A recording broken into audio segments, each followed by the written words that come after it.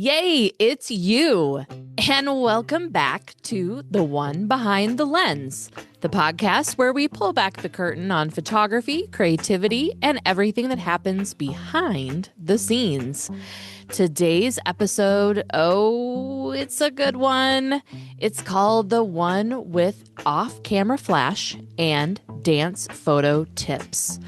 I'm joined by the incredible Susan Gietka, a photographer, a true light chaser whose journey started way back in 1983 with a film camera and a background in dance. Susan is known for her stunning dance photography and her fearless approach to lighting. Whether she's using soft window light, layering an off-camera flash, or even pulling out unexpected tools like a dress form.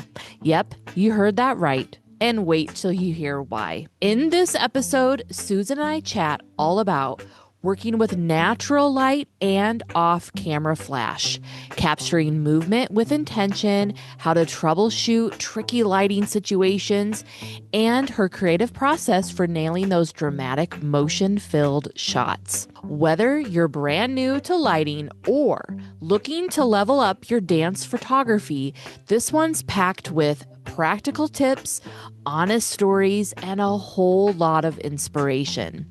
So grab your coffee, your notebook, or maybe your favorite lens cap and settle in. Welcome to The One Behind the Lens, the show for photographers building bold, beautiful businesses behind the lens. I'm Kate Biz Bestie and I got one thing to say before we begin.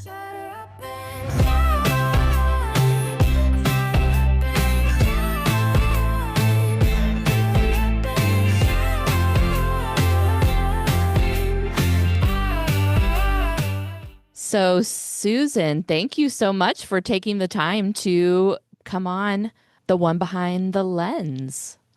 Oh, you're welcome, Kate. I'm excited. And it's so fun because I feel like we have our Boss Babes group, and I feel like very special that I get to see you a couple of times, and I feel like the girls are jealous. So I have known Susan for quite a long time. I would say, has it been 10 years? Has it been? I don't. 2011, maybe, or 2012. Okay, so more than, Oh, yeah.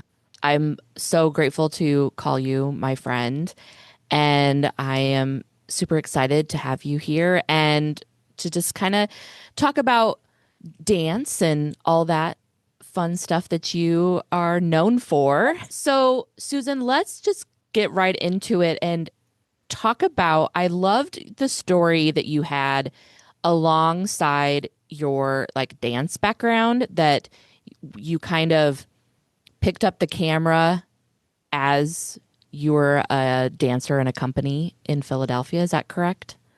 yes. Yeah. I was 18 years old. I was studying with a company called Waves Jazz Dance. They were the start of the contemporary dance movement. I swear it was created in this company. So I moved to Philadelphia and I had no money, literally no money. I had $1,000 that I saved up that summer from waitressing. And Yes. I stayed in an attic for a couple of months until I actually had a place and a job in Philadelphia. And I decided to study dance there. So I was taking class all the time. And a friend of mine who I worked with was a waiter, and he suggested for me to get a camera just so we can go out and just have fun and take pictures. So I had $500 to my name and I spent it on a camera. And, um, and we just walked around the city and took pictures. And I kept thinking, wow, this is really fun. But who would pay me for this? I mean, it was just something I really loved doing. Um, Was that yes. even on your radar, to get paid to do it? Or was it just at that point, just you and your friend going and having a good time? Yeah, no, I mean, I always was an artist. In high school, I studied art, and my mom and dad were like, well, you can't make a living as an artist. And then I moved to Philadelphia without their consent and, making a living as an artist. Right. Dancing. And I just was like, I just love, creating anything, whether it's dance, Mm. taking photos or drawing a picture, which I don't do anymore, sadly, but just the art of creation is just, I'm sure you get it. Like once you're Mm-hmm. doing that, you can't stop. So yeah, so I started doing that 18 and I had a camera and fully manual Pentax film camera because it was 1983. Yes, I'm old. Um, when I had kids, I was taking photos of them with film, but you can't tell your kids, say, look out the window when you blow out your birthday candles. So you can get that nice light on your face when you're 1 years old. So I just switched to an automatic film camera at the time. And I put my photography hobby on the back burner until my kids got older. And I did not want to switch to digital because I hated the look of digital. Mm. I was looking back, I was cleaning out a cabinet and I found some pictures I took with my earlier digital cameras that were like 6 megapixels. Oh my gosh, they're horrible. And at the time, I was like, okay, I can transition into digital now because now at least they're acceptable. I mean, film had such a nicer quality than digital. Now digital Mm-hmm. HD and you can see every pore on someone's face. So Right, right. yeah, and so I was dancing and I met my husband. I was in shows and I was dancing in shows and I danced most of my life. And then when I had kids, just picked up a regular camera, automatic, Mm. everything. And as I got older and I was teaching dance, I couldn't teach anymore. I was like just my body was just starting to fall apart. And I picked up the camera again and I got a digital camera and started just getting everything I could. Creative Live was, I think I spent a couple grand on Creative Live, Mm-hmm. eating up their classes, tried Right. to Yes, I did that myself, too. yeah, teach myself everything I could to learn about it on my own. And then I just was walking around. This is the story you're looking for, probably. I was walking through my neighborhood and I had a camera and I was taking pictures of some flowers. And this woman comes up to me. She's, "Are you a photographer?" And I'm like, "Well, of course I am." And she hired me to take pictures of her kids, and that was my first paid job. And I still see her once in a while around town walking her dog, and we chat. Yeah, it just after that it just started spiraling. Doing families, and then I did weddings, which I didn't like, and I did babies, photographed babies. And that was okay, but that's 4 hours on your knees or 2 hours on your knees. Right. Yes. And yeah, I was like, whew, thank God. And so then I don't know if I met you at this one convention, but I went to it and I came home and it was all about high school senior photography. And I came home and told my husband, I said, that's it. I'm only doing high school seniors. Well, in New Jersey, high school seniors were not a thing. And Mm. there's still kind of a thing, not really.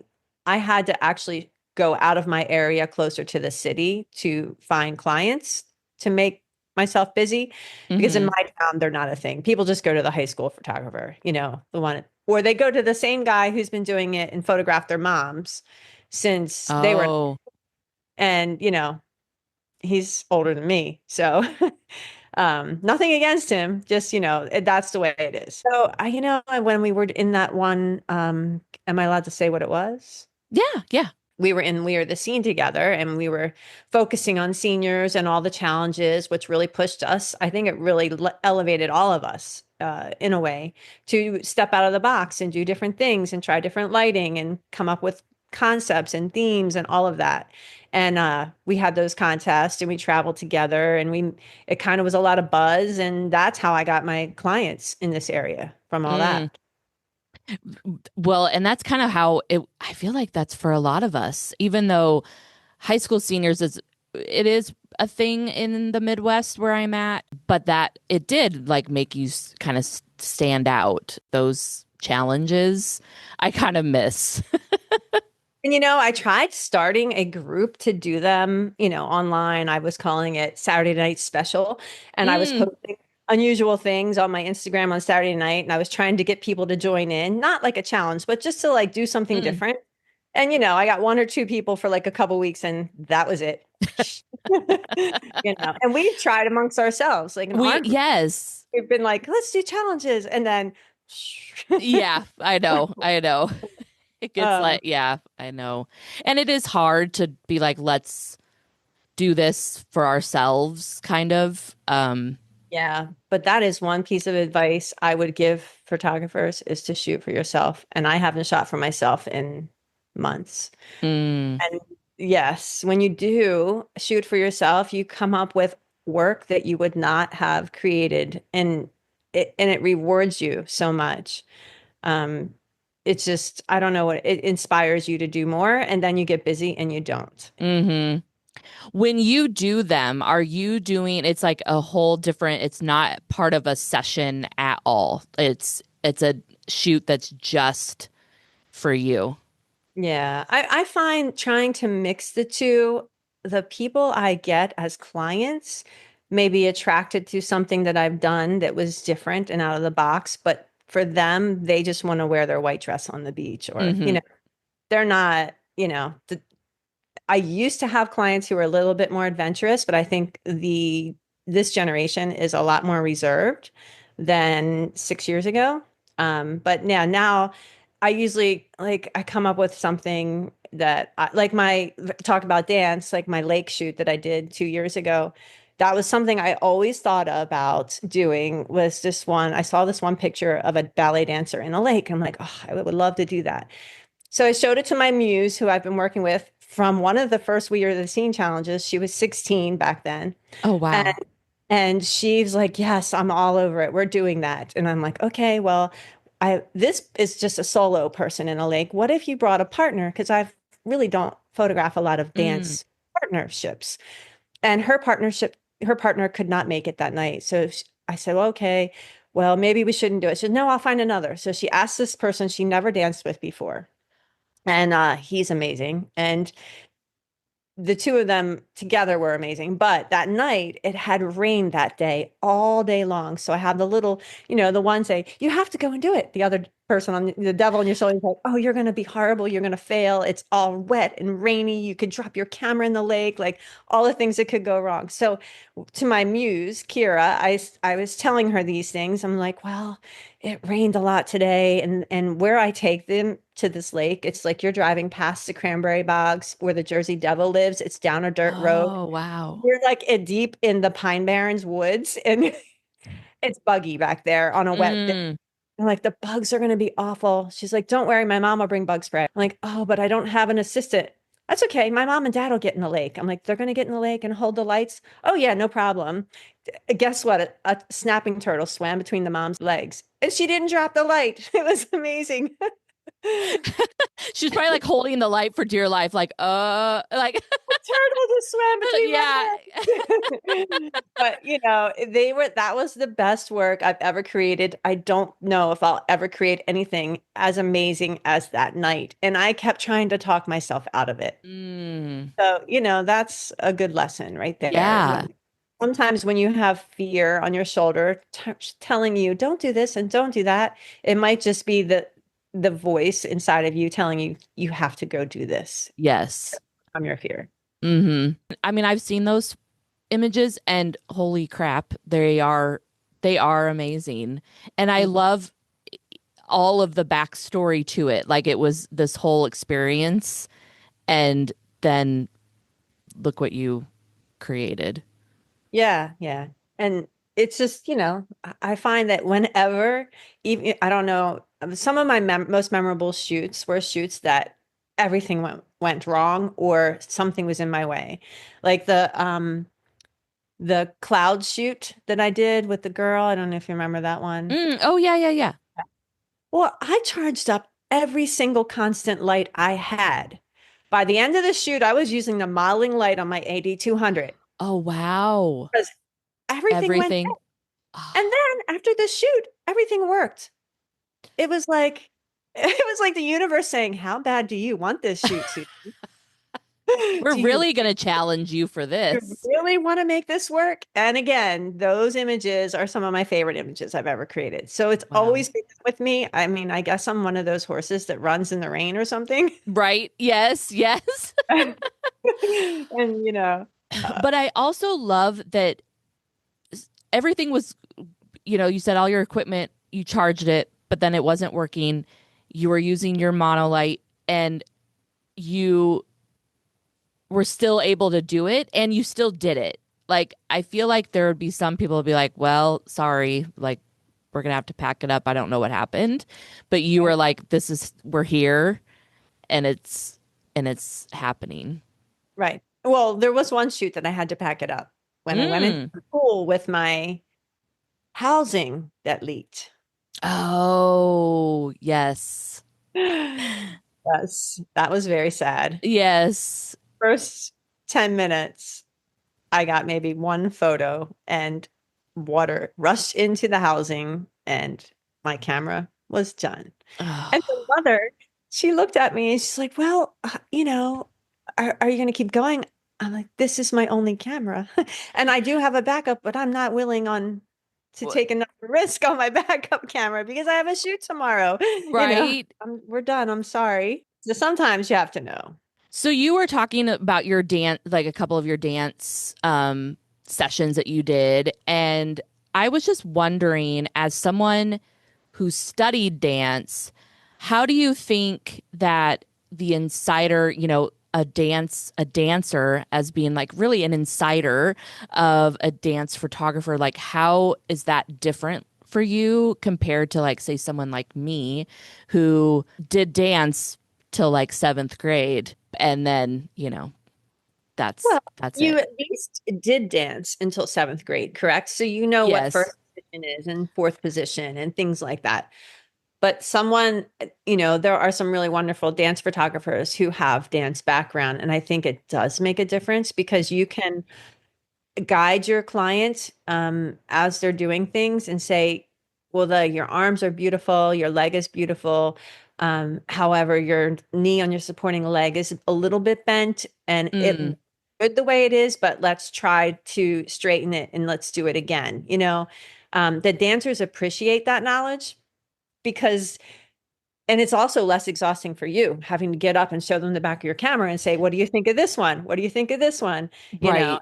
Right. it, it's just the dancers really do appreciate a photographer who has dance background Mm-hmm. because they, and as well as I can just sit there and call out shots if a lot of the dancers they're high schoolers, right? So they don't have super confidence. They're not pros. And I could say, Right. okay, let's do your arabesque. Let's do a passe. Turn your passe in. Let's do a parallel this. Let's do that. Let's do that. And they appreciate that because I can keep it going really fast. Mm, And I don't, we can get 10 shots in a matter of minutes, whereas spending a half hour to get 10 good shots. And also right. time. I can count them in and it takes me one or two times to watch their timing and when they're going to be at the height of their movement. So I asked them to do it first and I Mm-hmm. watched. And then I said, okay, we're going to do it now. I'm going to count you in and you're going to be at your highest point and this number. And I watch again. And then I usually get it on the first try because I have an idea of where they are in time with me. So Mm-hmm. if you don't have timing and if you don't have knowledge of it, that's exhausting for the dancer as Right. well. If I'm struggling trying to get what I think might be their best, I can Mm, go to them and say, so I just want to show you these images to see what we're getting. And mm, they can look at it and say, oh, I could be higher, or I could do this, or I could do that. So it's not me telling them that they're doing something wrong, because I try never to tell them they're doing anything wrong, because then that breaks their confidence too. mm-hmm. Yeah. So, I mean, that is the key to getting a good image. If you're a non-dance photographer, is asking them for their opinion. Um, I know you didn't ask this yet, but I know that I think someone wrote this in. You can have another experienced dancer with you, maybe their friend or their sister or someone else who knows dance. Some people hire dance teachers to go with them. Some people hire a high school, a senior company dancer to go with them, just to help the dancer along. Because especially if they know the dancer and they know what they're capable of, that helps as well. So because I'll ask the moms, so what do you like? What moves do you like watching her do? And the Right. mom will go, what? And like, Yeah, yeah. imitate a really bad move, and neither the dancer nor I know what she's What talking she's doing. Yeah. about.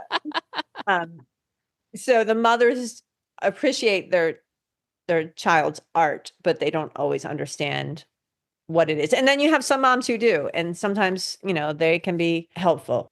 I do a lot with like the dance studio here in my little town. And like you said, what helps me is most of the director, the owner of the studio will be there.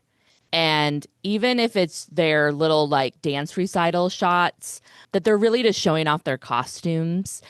The teachers of like they'll come in and they'll be like, this is the pose and that they'll do, and it won't be anything with a jump, which is nice. So that, I mean, some of them when they're, a little bit more advanced, there might be some of them that want to try something, or they're on point or something like that. It'll be a little bit different, but I liked what you said about bringing someone that knows, because then when I do their dance like competition, she's there, the owner is there as well. So she's doing all of that, and then I say, "Okay, let me see what you're doing." And then I'm more focused on the count and getting the shot. And I'm not criticizing photographers, but they'll show me an image and I'm like, wow, look at this shot. And I'm like, oh, yeah, well, your lighting is good, but Yeah.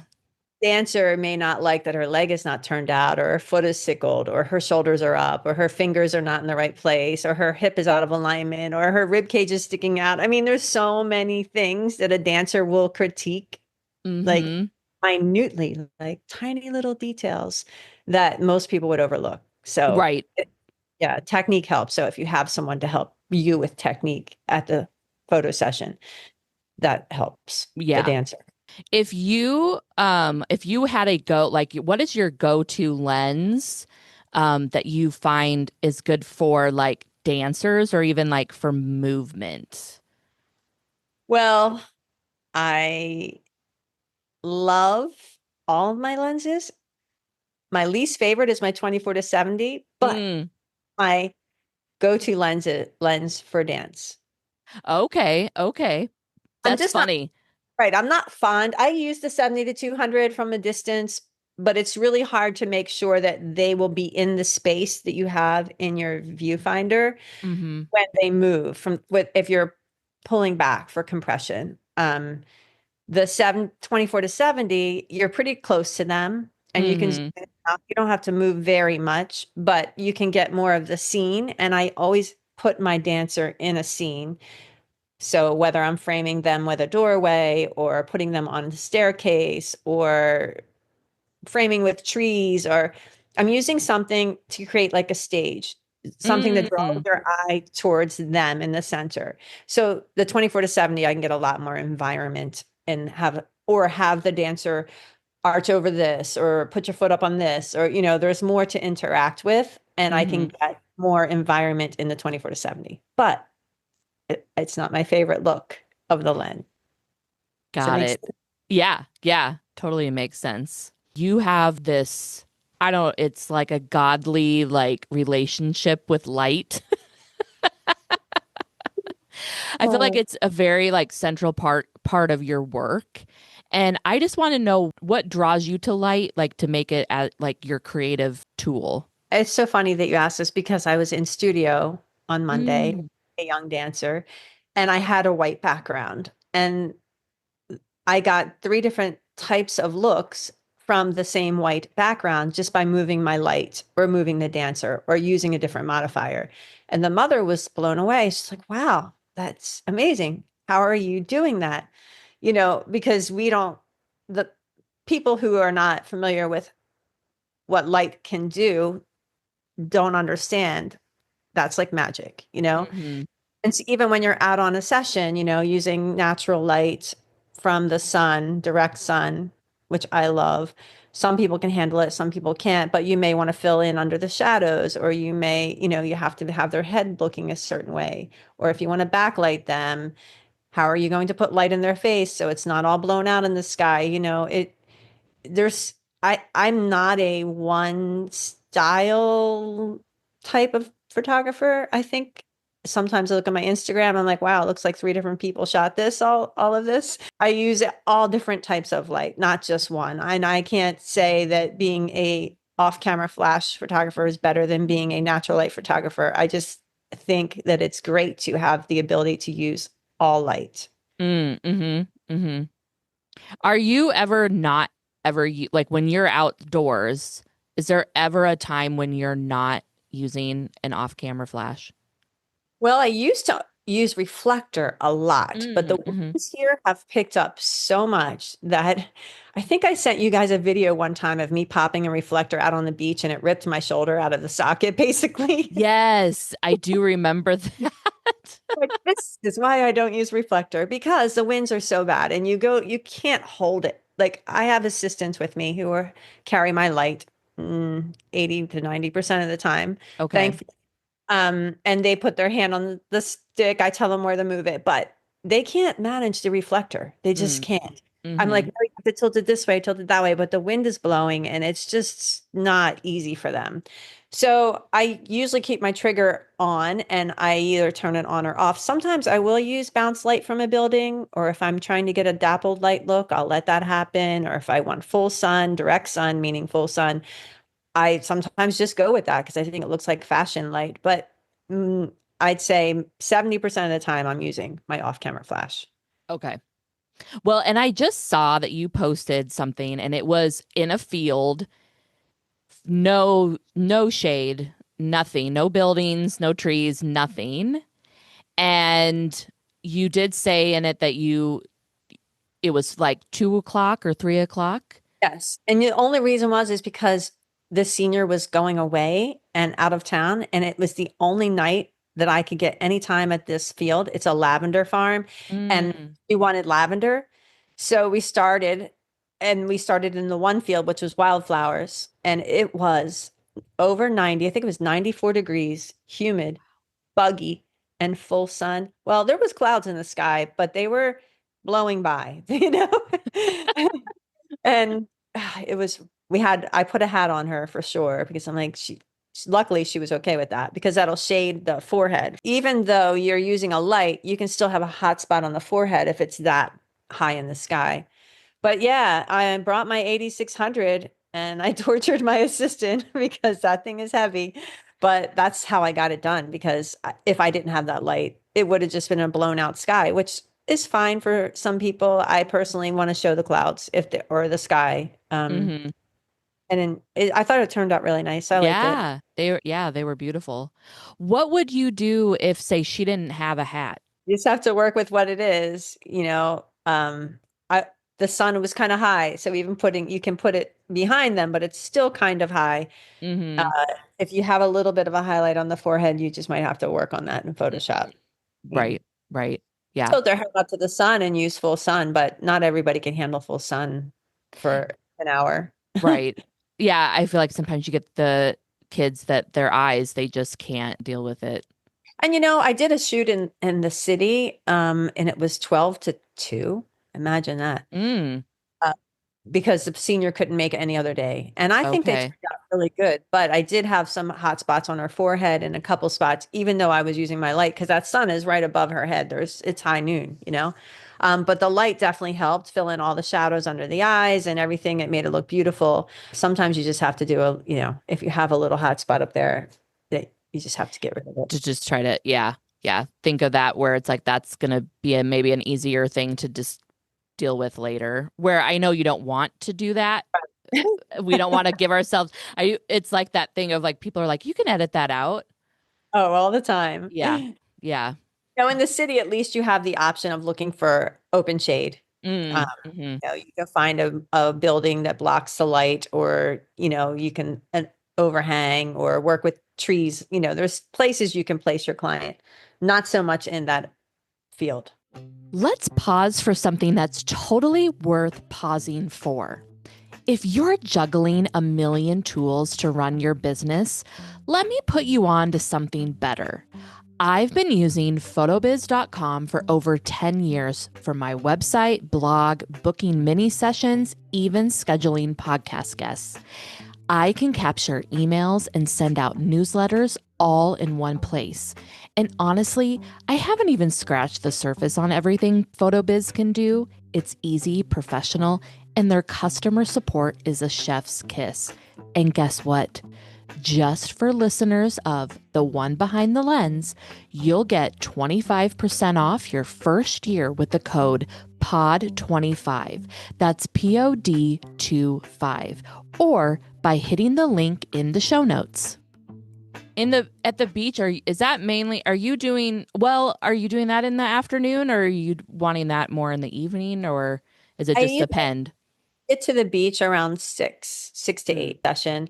Then we'll go downtown to the beach town, or, I've gone to a sunflower field prior, which is still bright, you need your light. But I don't really, the moms will say, well, why don't we just go earlier? I'm like, oh, because it's really harsh sun earlier and it's hard. Even at 6 to 8, because the sun hits the sand, people have sensitivity to their eyes. Mm. So yeah, that's always later. And it's so funny how fast that changes. I just posted pictures on my Instagram. That last half hour to 45 minutes, it has this really pretty cotton candy sky over the ocean. And next thing you know, it's dark, it Right. happens so fast, so fast. But it's kind of cool that you get all that different look in Yeah. 30. Yeah, that is pretty amazing. Talking about the natural light, are there two tips or even one tip that you would give photographers who just want to make the most out of natural light during their session? Well, you expose for the skin and Mm. forget about the rest. I mean, that will give you less work in post. Now, I do know some photographers who are amazing and they're great at their editing skills. And it's not that they're over editing. I'm just saying that they will expose for the highlights, even if the highlights are in the background, and then work on the skin later. I Mm. personally, when I used to not use flash, I always just exposed for the skin. So I didn't care if I blew out my skies, if it looked like the 70s album cover or halo light, whatever. Just went with that because I didn't have a flash and I would just expose for the skin and look for direction of light. So that's another good thing because sometimes you can get really pretty shadows even if it's just light being bounced from a building across the way and you turn their head a certain way, you can look for the shadows. Even on a cloudy day, you can see shadows. So you want to see some shadows on the side of the face so it's not such a flat look. We naturally have shadows. And when you watch, like, I'm sure I know you do this, when you watch TV or movies or anything like that, I'm constantly looking at like how the lighting is. And I'm like, oh, yeah, there's a shadow, like, I know my and husband was watching something last night and I had no idea what was going on. I'm like, well, that's really cool lighting. yep. He's like, what are you talking about? I'm like, never mind. You're like, just keep watching. Going back to like you talking about doing a session for yourself. I know we talked about this when we were chatting last week that you will bring out, say, something different, or when you started to bring out the flash, you Mhm. kind of did it at the end. I did. When I was learning Flash, you don't, well, I did tell you how I learned it, right? With my dress form. Oh, that's right. Yes, you did. You did. Um, but we'll go back to that. So when I was just learning Flash and I had clients, I would just at the end of the session for like the last 15 minutes and say, hey, especially because the sunset is pretty at that time. I'd say Mm-hmm. that's really amazing. And I'm working on off-camera Flash. I would like to take some pictures. They may or may not come out, but I really want to try to capture the colors in the sky. And, I always would preface it by, these may or may not come out, but let's just have some fun. Let's just go for, and they're like, sure, whatever. At that point, they're like, they trust you, right? So if it comes out, they're like, whoa. And if it doesn't, you don't even have to show them. Right, And right. Yeah. if they ask me like, oh, it just wasn't working. I mean, I must have did something wrong, but thanks for letting me try. Mm-hmm. It's a big deal. No pressure. You're not expected to perform. Mm-hmm. But when I did first want to learn Flash, I have my oldest is was into fashion design, and they wanted to do that, so they had a dress form and would create stuff, clothing, but they left it behind. So I would take it out into the yard and at all different times of day. And I have a white styrofoam head that I just like hooked up to the dress form. Mm-hmm. And I would take it into the yard and see where the shadows fell on the body of the form. And then I would take my flash and I'd start what I call around the world. So if I start over here at, you know, shoulder, like directly towards the shoulder of the dress form, and then I slowly move it around, I can see what the light does at every angle where the sun is. And the Mm-hmm. more you do that, the more comfortable you get. You're exposing for the dress form and the ambient light, and you can play around with getting that. And then when you go out on a shoot, you've already played with it, so it's not brand new and you don't feel so scared, afraid. Right, right. And I love that it was a dress form. It wasn't a person. No So pressure. you didn't, no pressure. You didn't have to worry about them being like, are you okay? Are you, You done yet? yeah, yeah. I mean, even today, well, I went to the studio on Monday night and it's a new studio and I forgot my white styrofoam head. Mm. I was really sad. I asked the owner, "Do you happen to have a white styrofoam head?" And he looked at me like I was crazy. I'm like, oh, I always bring it because then I can see where I set up my lights. So before I even start my headshot session or a dance session, I have a stool and a box and my white styrofoam head, and I play around with one or two different lighting scenarios so that I'm ready to go when the person is in front of the lens and I don't have to make them wait. I know where my Mm. light is going. I don't write down the powers of the light, but I do at least know where my placement's going and what I'm trying to achieve with the shadow. So, Mm. Mm. white styrofoam head, that's a great That's tip. it. Like Yeah. it just builds confidence, that's all. Mm. Mm-hmm. Mm-hmm. When you're going into a shoot, are you doing like preparing anyway, like storyboards? You said how we know that you test your lighting.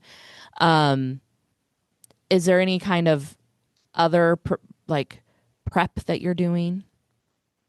Well, I ask my clients to make a Pinterest board so I can get a vibe for their personality. I mean, I would love, and I still ask them to do poses that may not have been on their board or things that appeal to me that they may not have thought of, but I'd like to get an idea of who they are.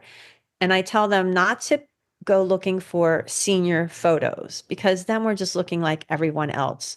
But I want them to put things on the board that inspire them. It could be movies, books. Most of them don't put that, but it can be different locations, flowers, colors, buildings, outfits, hairstyle, makeup, influencers that they like, movie stars that they like whatever they like. And I do get a lot of people who put like pictures of models or seniors or whatever on there mixed in. But Mm-hmm. I can always tell by the vibe of the board, especially if every single person on the board has a smile on the face. I know that senior I'm not going to get a serious face out of that senior. Right. It's like a psychological experiment. It gives you this little glimpse into who they are, their personality. And you can tell if it's all puppies, they're happy people. Yes, yes. You know? I had somebody put a sloth on there one time. I didn't know what to do with the sloth. But and most of it is, even by their clothing and their hair and makeup, you can tell what their personality is like that they put on the board. And sometimes the board is only like 10 images. And Mm. then I have some girls who will put fantasy, city lights, cool lighting. They have all these different subcategories. Like, Oh. thanks. And I'm like, wow, this senior is pretty cool. Maybe I need to do a couple shoots. And I always look at it and say, well, look, you have this, and they'll put Europe all over their board, some of them. And I'm like, okay, well, we have an area of the city that was most of it was built by a French architect way back, when the city was originated. And it looks more like Europe, then, we can go there because you have the European look to the buildings. But if everybody's put pictures, they might put pictures of flowers, and flower fields and all this stuff. And they say they want to go to the beach. I'm like, are you sure you want to go to the beach? Because all of your photos on your board were of flower fields and flowers that you like. Right. So yeah, that's really it. And then before I leave the house, I make sure I have two memory cards in the camera because one time I forgot one, and it was also a very cool shoot. Oh Um, no. yeah, it was one of those things that didn't always go as planned. Um, and I take a picture of my dog before I leave the house because then I know my camera's working. Oh, I love that. I taught her, and she Oh, me with the Stella. big camera, and she sits and she stays and she waits for me to take a couple pictures and looks at me like, "Are you done yet, Mom?" And then, Right. but then I know my camera works. And if I don't take it, the one time I did not do that, I luckily my session was close to my town, and it was at this old abandoned train in the middle of the woods somewhere, um, that the client took me to, and I go to take my first picture and my camera won't go because I have my camera set up to only take if both memory cards are in. Mm-hmm. And luckily my son was home visiting and I called him and he got my memory card and the mother met him and I drove it back. And that was another one. It was one of the best photo sessions I've ever had. Is that with the dancer? Yeah, in Yeah. the train. In the Yeah. train. Yeah, I know what you're talking about. Oh my gosh, and how that, what if that didn't get to happen? I know. Thank God my son was home. Yeah. Yeah. Yeah. Yeah. And And now and you'll never not take a photo of Stella. right. It was the one time I didn't take her photo. One time. Wow. Are you gonna So, do like a board of Stella? Like I feel like you need like her well, usually stages. she's just usually just like laying down on the floor, looking at me with the sad eyes, like, "You're You're going to work." leaving, aren't you? This means you're leaving. Yeah. But yeah, so that's my before work ritual. I Every love that. Do you ever see photographers that are making like lighting mistakes that maybe maybe it's a lighting mistake that you see it all the time, and is there any way that you how they could correct it? Well, I mean, lighting is subjective, right? True, So true. if you like what you're getting, then that's fine. One thing especially with reflector, I personally don't like it when you take a reflector and reflect from down below. Sure, the light is easier to catch from down below, but the sun comes from above. So always hold your reflector up, capture the sun. You could point it at the ground and see the sun on the ground. And when you see that bright spot on the ground, then just lift the reflector up until it hits your person's face. That's Mm. me. That is the prettiest reflected light. Like I said, it's subjective. Um, but that, and also same thing with off-camera flash. Sometimes people are just having it straight in front of the client and wondering why it looks too flashy because it's just making them all flat. You have to move it around. You have to move it to the side or you have to feather it. You have to do something, but Mm-hmm. not keeping it directly in front. Mm-hmm. It's, Mm-hmm. it's a beauty dish and you're in studio and you want that look, you know? Mm-hmm. When you were using the reflector, how far away would you be from your subject? Well, the closer the light, the softer the light. So I always, when I first started learning photography, I don't know who I learned that from. I don't know if it was Jerry Janones, some big name photographer on Creative Live or something. And I keep repeating it to myself, the closer the light, the softer the light. If you want your light soft, you bring it in close. If you want your light more harsh, you pull it back. So it's subjective. Mm-hmm. And that's how I'm guessing that's how you're using your off-camera light. Yes. Yeah. Yep. Yeah. Same way. Are you able to tell us, the listener? I'm sure people would love to know, like, what are you using for your off-camera flash? Yeah, I mean, it doesn't really matter what you use. What matters if you have a strong enough light to Mm, accomplish the job you want to do. So for dance, I always bring my 8600 Pro. I used to have Pro Photo, but it fell over on a cobblestone street. And yeah, don't have Pro Photo anymore. I'm not replacing it. It's very expensive. So I went back to Godox or Flashpoint, whatever you want to say, and hmm photo, I have to say, is beautiful light. The quality of light is amazing. The color, the tone, It is really incredible. But when you lose one, yeah. So I have Godox lights or flashpoint lights. I have a mix. I have 8600s, 8400, 8300 to 8200s. And it depends on the job. So if I'm going out just for a regular senior who's not a dancer, not that they're not regular, but they're just not dancers, I'll just bring the 8200s and I have them on adapter. If I need one, I only use one. It makes my load lighter. Or if I need two, I'll put the second one on.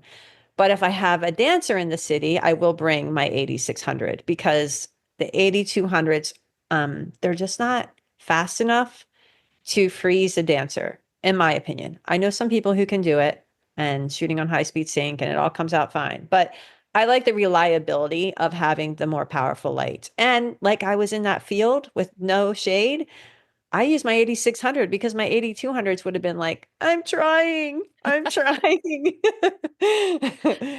know, it Right. just not the, it's just like my husband always says there's a perfect tool for every job in the house. You can't just use the same screwdriver on every screw. It just doesn't work. So same thing with lighting.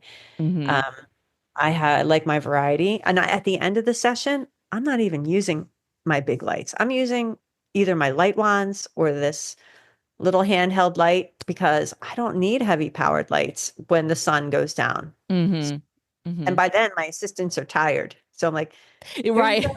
Here's your light wands. Yes. So And what's funny is I feel like so many people would think that that would be the opposite, that they would be like, well, you don't need a big powered light. It's the sun is out. And oh, you'll need a big powered light because the sun is down. yeah, you And need it's less the power. opposite. It is. It is confusing, but Hmm. it's like your aperture. Why is 2.8 bigger than f22? Right, right. Yes, yes, You know? yes. So, and their shutter speed, 1 over 256. Shut, if you don't understand fractions, it's a bigger number, really, when you think about it, than one, but it's really Hmm. just confusing for some people to learn that.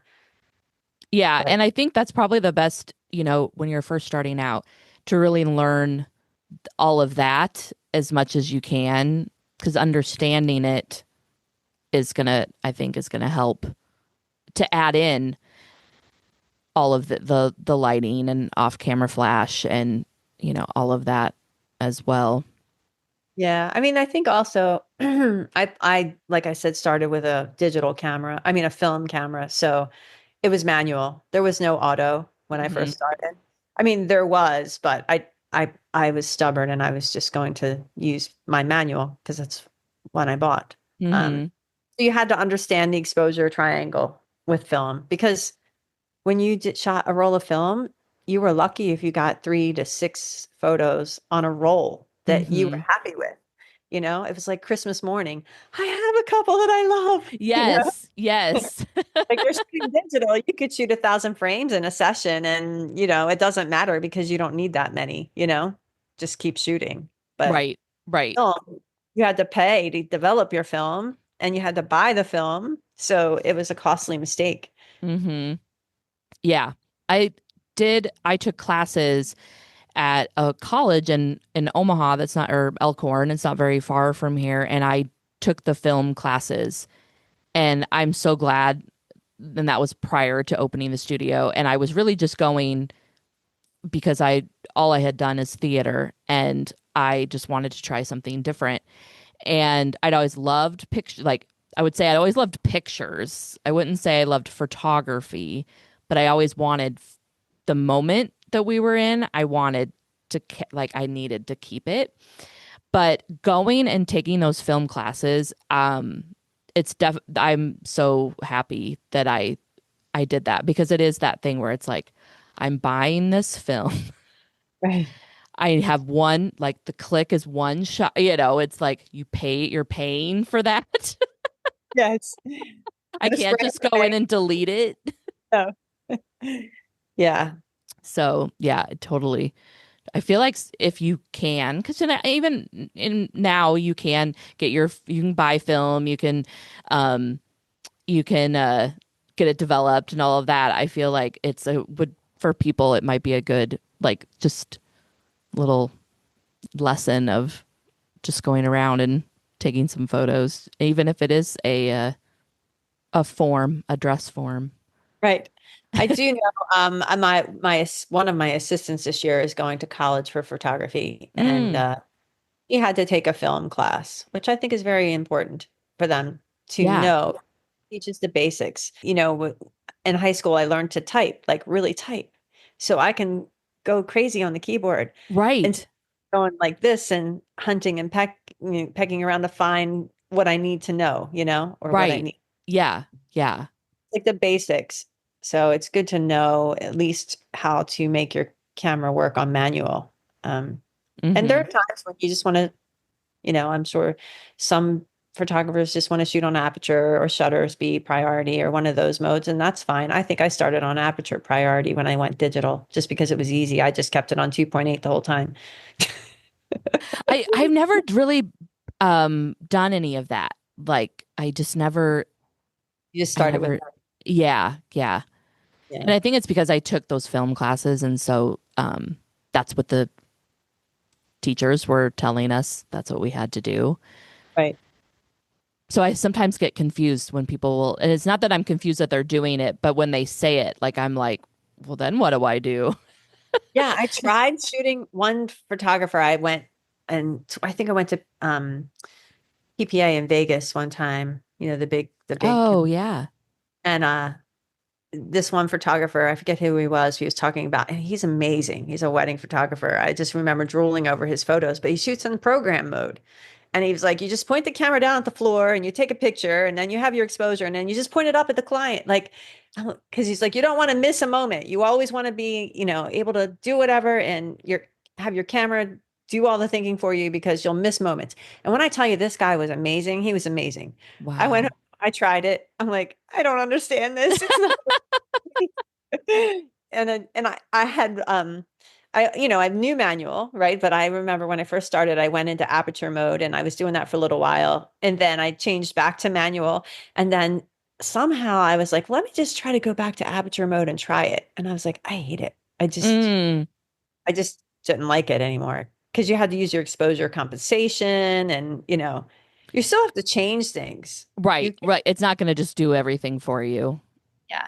And now that we have the LCD screen, life is so Hmm. much easier. Oh, yeah. Move those buttons around. And when I first started shooting on my mirrorless, I stopped paying attention to shutter speed like a dumb person. And I didn't know why. I just was like, oh, I'm just looking at the back of the camera. And then Hmm. everything was blurry all the time. And I had to get in the habit of paying attention to my settings again because Mm, the LCD screen was like, oh, look at that. I like the way that looks. And then it's like, 1/100 or like 1/50. And you're like, no wonder why it's blurry with your f2.8 70 to 200 millimeter lens, it's like right. shooting at 1/50. Okay. Yeah. Now it's blurry. That now I get it. Why? Yes. Yeah. But, it is important. Like you said, if you know how to work your camera, then you can troubleshoot and figure out why that's happening. Because if you didn't really know, then you would be like, why are all my pictures blurry? I don't, Mm-hmm. but yeah, the LCD screen is a beautiful thing. I love it. I do too. I do too. I remember when I first got the mirrorless and I was like, I was so used to putting, looking through the viewfinder and it's weird not some, now it's not weird, but at the time it was weird to be like, I'm not looking in my viewfinder. I'm looking, I'd stick it up to my face and then be like, oh wait, no. Uh-huh. Yeah, it's a transition for sure. Yeah. Yeah. So, Susan, you've been so generous with like your knowledge today, and I feel like you're always generous like when you're in like photography groups and things like that, you're always answering questions that people may have. I want to kind of shift into your mentoring and like workshops that you've done. What has led you to start offering? Well, it's nice and to share your knowledge and it's fun to see the moment click on the person's face when they actually understand how to achieve what they want to know. And I do a workshop with Aubrey Ramsey and Tishy Bryant. It's called Rise Up Workshop. And We're offering one in April. We've had two so far, and they've been amazing. And what's awesome is that Aubrey and Tishy both shoot differently than me. Mm. Um, Aubrey and Tishy are both natural light photographers, but their approach between the two of them is different as well. So it's a good way to for someone who wants to know how to do a little bit of everything to learn a little bit of everything. And the three of us, I think we're a good team. We work really well together.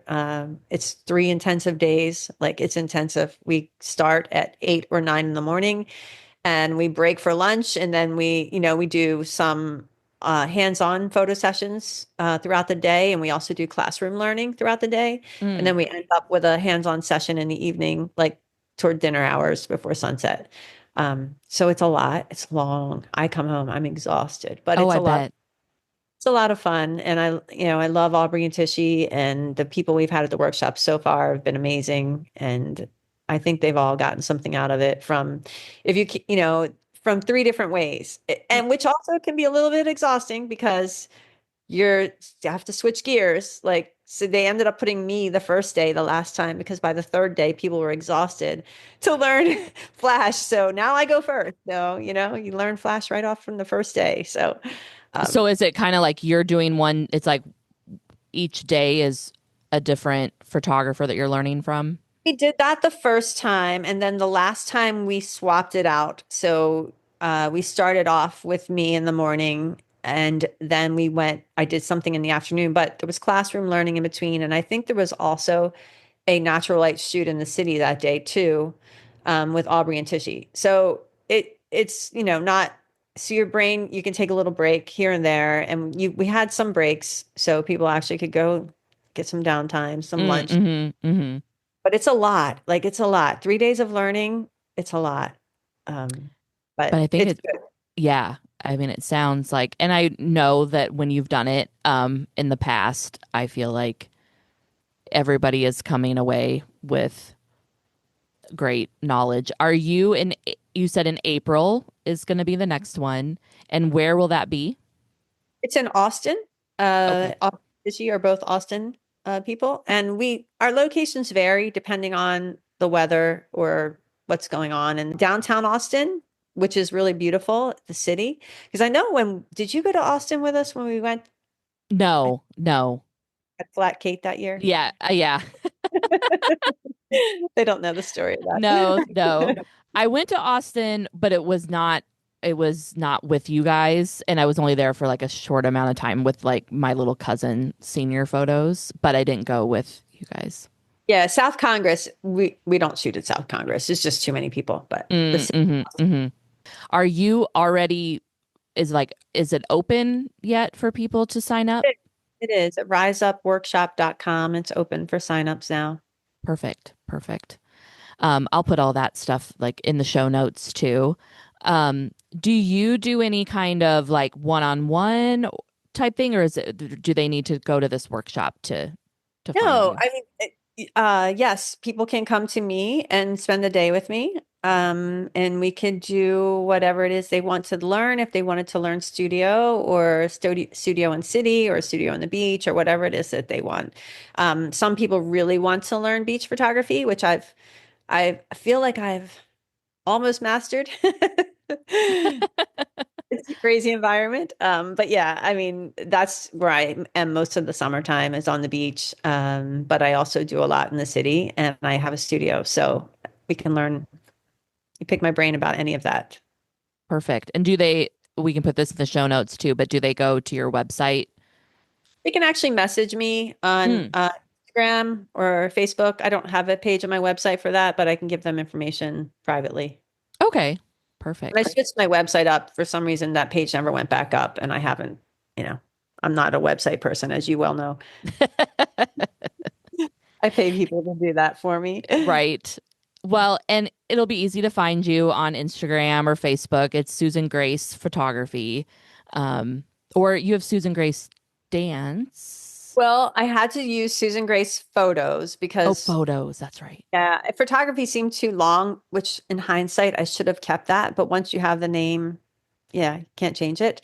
And then I also have Susan Grace _dancers. And that is also Instagram. And I'm on TikTok, which Kate, you kill me. You're so good on TikTok.